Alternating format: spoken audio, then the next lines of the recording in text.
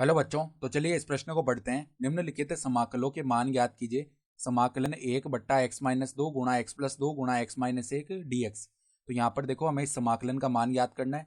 तो प्रश्न में आगे बढ़ने से पहले इस प्रश्न से संबंधित जो मुख्य उदाहरण है उसकी हम चर्चा कर लेते हैं। तो देखो, मुख्य उदाहरण हम जानते हैं 1/x का जो समाकलन होता है x के सापेक्ष, वो क्या होता है, log मापांक x प्लस में समाकलन का चर c। ठीक है। तो अब देखो, ये जो दिया हुआ समाकल है इसको हम एक बार आई बोल देते हैं।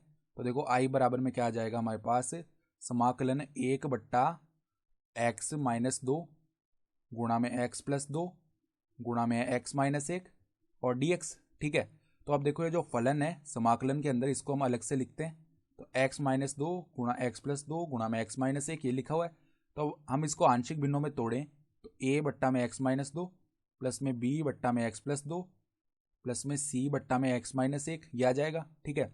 तो अब यहाँ से अगर हम लैसे लें तो a गुणा में x+2 गुणा में x-1 आएगा, प्लस में b गुणा में x-2 गुणा में x-1 आ जाएगा, प्लस में c गुणा में x-2 गुणा में x+2 आ जाएगा।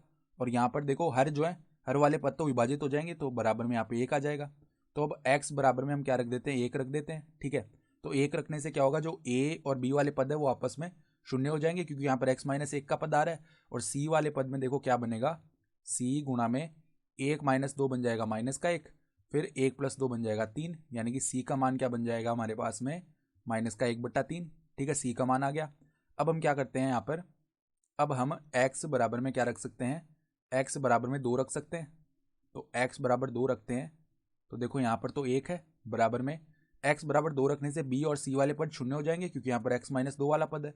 फिर देखो, a के गुणा में यहाँ पे 4 बन जाएगा, फिर देखो 2-1 यानी कि 1 बन जाएगा। तो a का मान कितना आ गया, 1/4 आ गया। ठीक है। फिर देखो, x बराबर क्या रख देते हैं हम, x बराबर हम क्या रख सकते हैं, उसके बाद यहाँ पर हम -2 रख देते हैं। तो x बराबर -2 रखेंगे तो ऐसा करने पर क्या होगा, a और c के पदों में हमारे पास में क्या है, a और c के पदों में x+2 है। तो -2 रखने पर a और c के पद तो शून्य हो गए, तो इधर तो 1 है, बराबर में देखो केवल b का पद आएगा। और b के पद में देखो -2 -2 -4, तो -4 गुणा में देखो -2 -1 यानी कि -3। तो b का मान कितना आ जाएगा, 1/12 आ जाएगा। ठीक है। तो a b और c के मान आ चुके हैं। तो अब देखो, हमारे पास में i बराबर समाकल क्या बन जाएगा, a का मान तो 1/4 है, तो समाकलन में dx बट्टा देखो यहाँ पर क्या है, x-2। फिर देखो, b का मान 1/12 है, तो 1/12 समाकलन में dx बट्टा में b के लिए देखो क्या है, b के बट्टा में x+2 माना था, तो x+2। फिर देखो, माइनस में c का मान है 1/3। ठीक है, -1/3।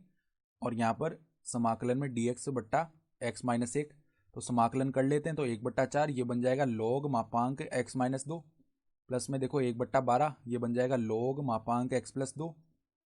ठीक है, माइनस में 1/3 ये बन जाएगा log मापांक x-1 प्लस में समाकलन का चर c। तो यही हमारा क्या हो जाएगा, उत्तर भी हो जाएगा।